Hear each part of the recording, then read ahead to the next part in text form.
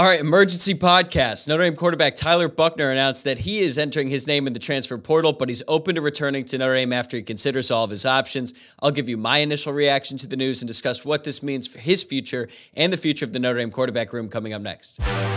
You are Locked On Irish, your daily podcast on the Notre Dame Fighting Irish. Part of the Locked On Podcast Network, your team every day.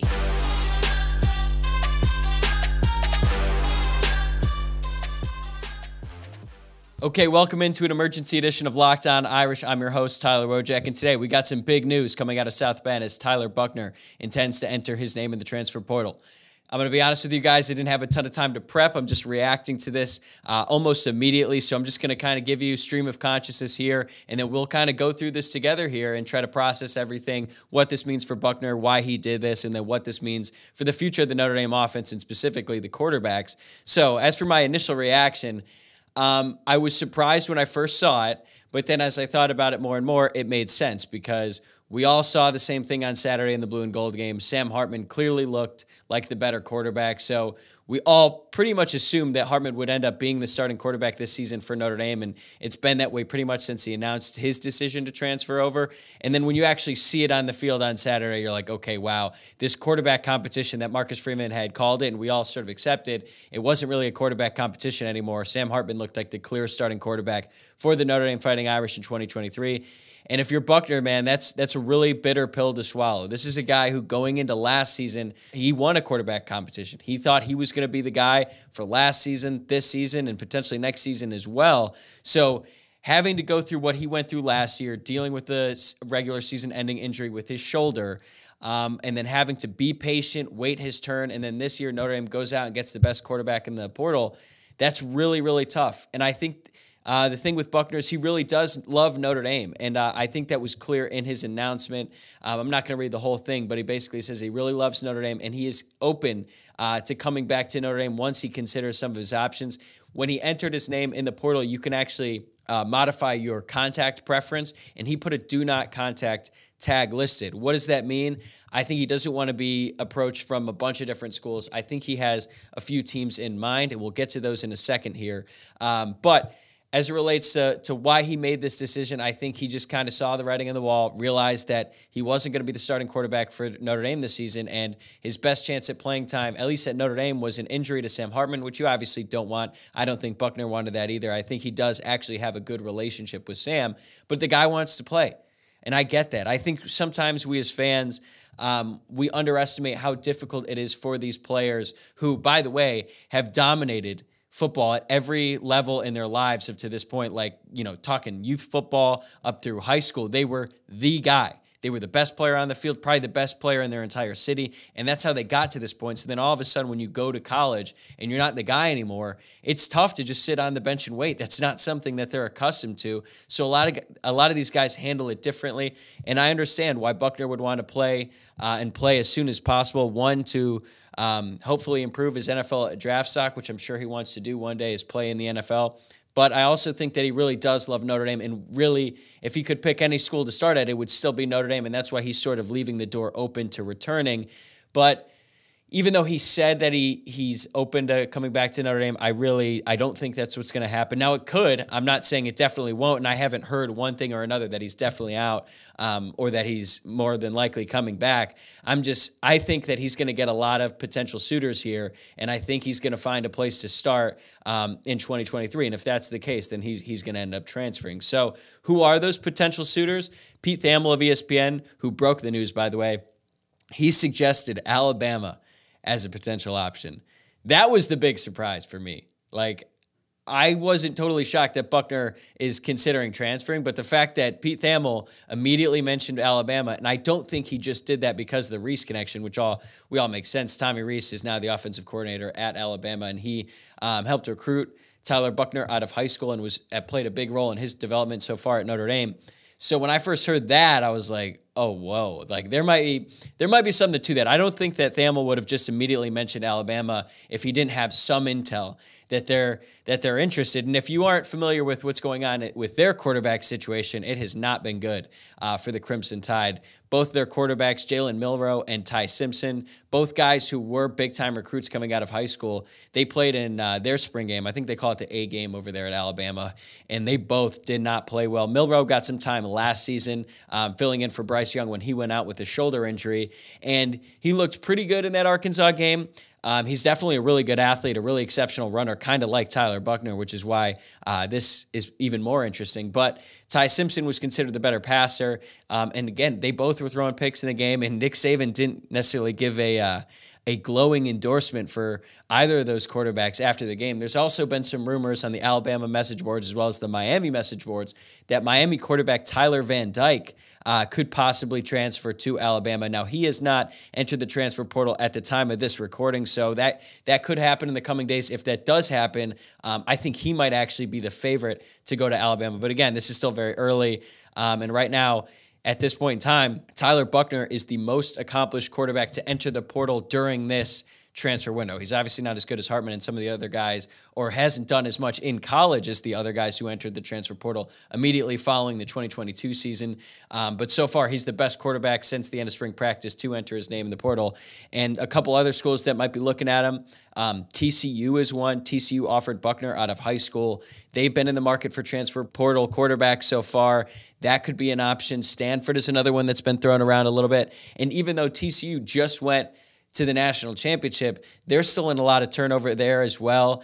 They just lost their offensive coordinator who helped lead them to that national championship last season, and Garrett Riley, who is off to Clemson. So even though they're coming off a really great season, there's a lot of uncertainty there. Now, I think of the two, looking at TCU and Stanford, TCU is a far better situation than going to Stanford. But then again, Stanford is in California. That's where Tyler Buchner is from, and he probably has the best chance to start there because their quarterback situation and really their entire team is sort of a debacle right now as they enter in a new era without David Shaw as their head coach. And if you don't think Tyler Buchner can find a starting job in the Power 5, I'd think about that again because, like I said, he's going to have a lot of interest. Even though he struggled at Notre Dame, he has a lot of raw talent. He's a great athlete. We all saw that, and other teams are going to think that they can fix him, all right? That goes for a lot of things in life. There's a lot of college coaches out there who are going to see what Buchner has done as recently as the Gator Bowl game when he was the MVP for Notre Dame. They're going to see what he did in that game and think, wow, we got to tighten some things up here, but he could be a really quarterback for whatever school they're at. And I think it's a real legitimate possibility. Now, if that doesn't happen, if he looks out there and he realizes that the only other options are entering more quarterback battles, I would think in that case, he's more likely to stay at Notre Dame because why would he go to another school if he's just going to have to compete for the starting job there as well, which is the exact same thing he would be doing at Notre Dame anyway. And at least at Notre Dame, he'd be at a place that he's familiar with, a place that he's been around, and he could realistically be the starting quarterback for Notre Dame next season. If he does go to Alabama, I'd be shocked if they just handed him the job right away. Now, if Buchner does go to Alabama, I would bet everything I have that one of those guys, either Jalen Milroe or Ty Simpson, would then leave out the door. And you know what? That might be surprising, and you might think like, oh, this is ridiculous, but this is just what college football is today. All right, so I went back and I looked at all the Power 5 programs and what their quarterback situation is heading into 2023. I did this for another segment a while back, but what I found was really, really interesting. So going into 2023, 42 teams out of 69 in the Power 5, including Notre Dame, so 68 plus 1, are expected to start quarterbacks they got in the transfer portal. So 42 teams. That's 60%, essentially. 25 teams in the Power 5 are expected to start quarterbacks that they recruited out of high school. That's really not that many in comparison. And then there's two schools, I believe Virginia and UCLA, their quarterback situation is completely up in the air at this point. So I don't know what they're going to do. So those numbers could change. But that gives you an idea of how these teams go about handling the quarterback situation at this point. It's just the way things are in college football. Quarterback is the most important position on the team. Obviously, we all know that. And there can only be one out there on the field.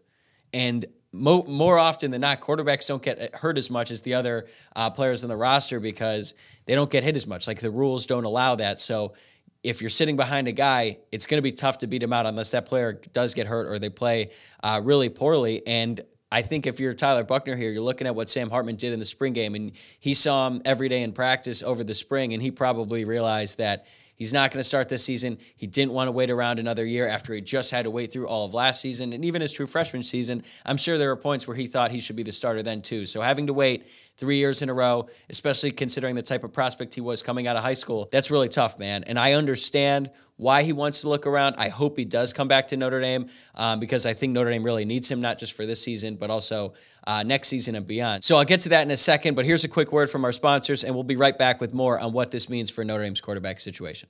Grand slams, no-hitters, and double plays are back, and there's no better place to get in on the MLB action than FanDuel, America's #1 sportsbook. That's because right now, new customers can step up to the plate with a no-sweat first bet up to $1,000. Just go to FanDuel.com/lockedon to sign up, place your first bet, and get up to $1,000 back in bonus bets if you don't win. So don't miss your chance to get a no-sweat first bet up to $1,000 when you join FanDuel today. Just go to FanDuel.com/lockedon to sign up. FanDuel, an official partner of Major League Baseball. All right, thanks again for joining me here on Locked On Irish. This is an emergency edition of the show in light of the big news that Notre Dame quarterback Tyler Buchner is entering the transfer portal. As I mentioned before, he did say that he's open to returning to Notre Dame, but as of now, my hunch is that's not going to happen. So now we have to look at what this means for the Notre Dame quarterback room this season.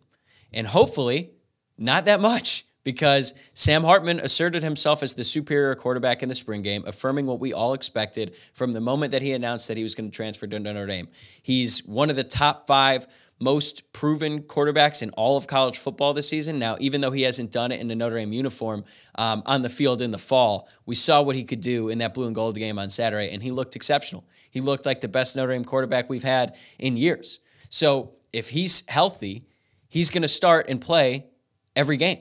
So the best case scenario for Notre Dame right now, assuming that Buchner does leave, is that Hartman just stays healthy and he has a phenomenal season, and Notre Dame can still achieve everything they want to achieve in 2023. Because I think even though I thought Buchner was getting better, he was developing, and he showed some things in spring practice, not always when the media was around, that showed that he was going to be a better quarterback, but still nowhere near the point where you needed to trade reps between Hartman and Buchner as the season went along. I thought maybe there'd be some situations where Notre Dame and Jared Parker, the offensive coordinator, would want to implement Tyler Buchner in the red zone, maybe some run packages and things like that, sort of what he did in 2020 as a true freshman when he would come in the game and they'd run some RPO plays, but it didn't always work because the offensive line back then, 2021 with Tyler Buchner, but you know what I mean.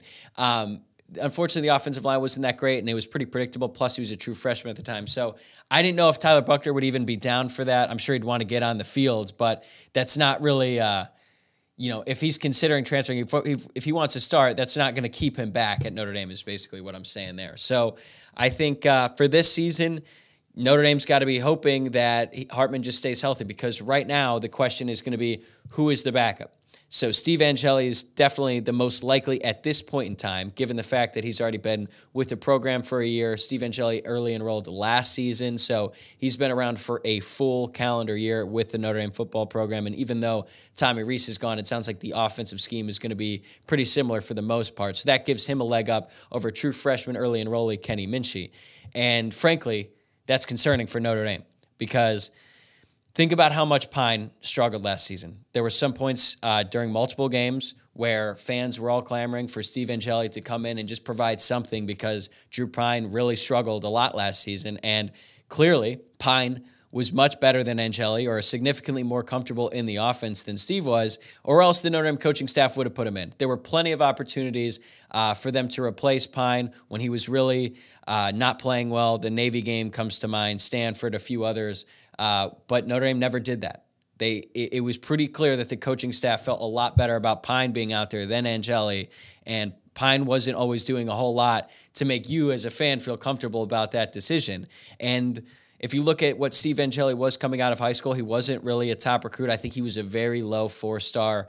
He came from a good program in New Jersey, Bergen Catholic, but I'm not a believer in Steve Angeli right now. It could change. He could develop into something much better. And if you look at the recent history of Notre Dame quarterbacks, a lot of the guys who weren't highly recruited ended up being the guys who did play the most. Look at Ian Book. He's the all-time wins leader at Notre Dame, and he wasn't even a top 500 player. Drew Pine, I don't think anyone on the Notre Dame coaching staff, once he was on campus, really expected him to start for a full season. They probably thought that he would transfer out before that. Things didn't work out that way. If you want to go back to like the 2015-2016 season, Malik Zaire was definitely considered much better than Deshaun Kaiser. That obviously did not play out that way. So I don't really know what's going to happen this season when it comes to the backup. To be honest with you, I thought that Steve Angeli could potentially transfer. Now, if Buchner leaves, that's almost certainly not going to happen, at least not this year, because he's got a great chance to be quarterback number 2. Now, if Kenny Minchey were to come in and have to play some games for Notre Dame this season, I'd expect them to have to really run a simplified offense, and that can get you through some games. And I think that Kenny Minchey could end up being a really good college football player as soon as next year even, because I think he's really accurate. And even though he struggled a little bit in the spring game, I'm not going to put too much stock into that. He was running with the twos and stuff, and it was his first time out there in front of a Notre Dame Stadium crowd, even if it wasn't at full capacity. There's still a lot that's going on there, especially for a kid who should be a senior in high school at this point. So I don't put too much stock into that. I just look at it from the perspective of he has very little to no college experience at all. He's only been really practicing for a month. So the idea that he's going to come in, and even if he asserts himself as the backup at one point this season, if Notre Dame had to turn to him in a game, would you feel really comfortable with that? I wouldn't. So that's just me. Now, again, I think Kenny Minchey could end up being a really good college football player, but as of now, I don't think you want him to be the starting quarterback at Notre Dame this year. And again, this only happens if something happens with Sam Hartman. We all now have to hope and pray that Sam Hartman can stay healthy. And I think a big reason why a lot of us really felt like Notre Dame needed Tyler Buchner to be around in the program this year is because we saw what happened last year. Like, your quarterback, any player really, is one play away from being hurt and potentially seriously hurt to the point where they can't play the rest of the season. And last year, once Tyler Buchner went down, we had to totally reevaluate the expectations for Notre Dame the rest of the way, even though Tyler Buchner didn't look great in his first 2 starts against Ohio State and Marshall.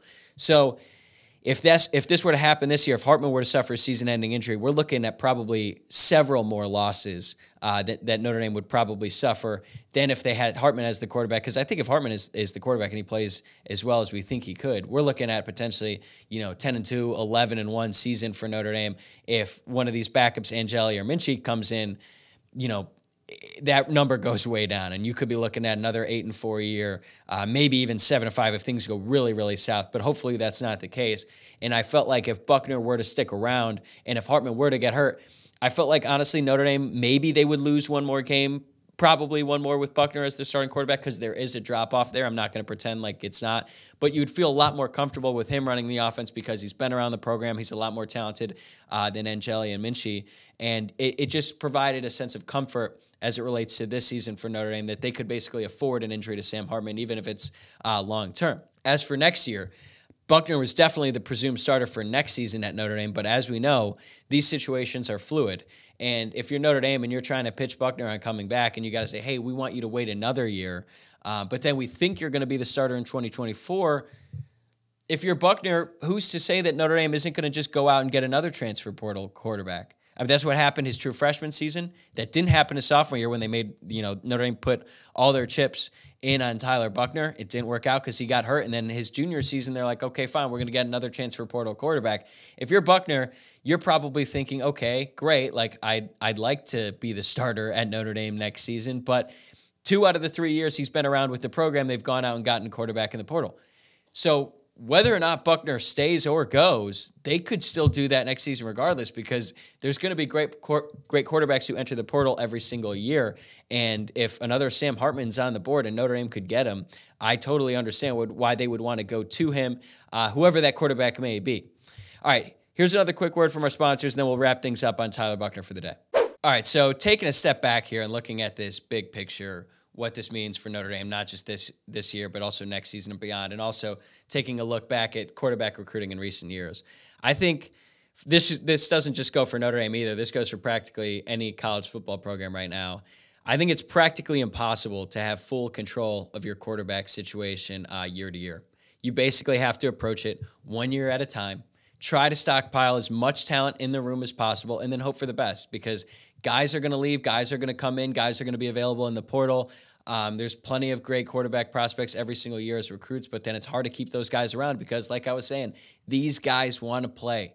And I get it. They've dominated at every level. They think they're the man when they come into the school. And sitting behind a quarterback is just, it's not fun, or it's not really fun for any position. So I get why these guys want to play.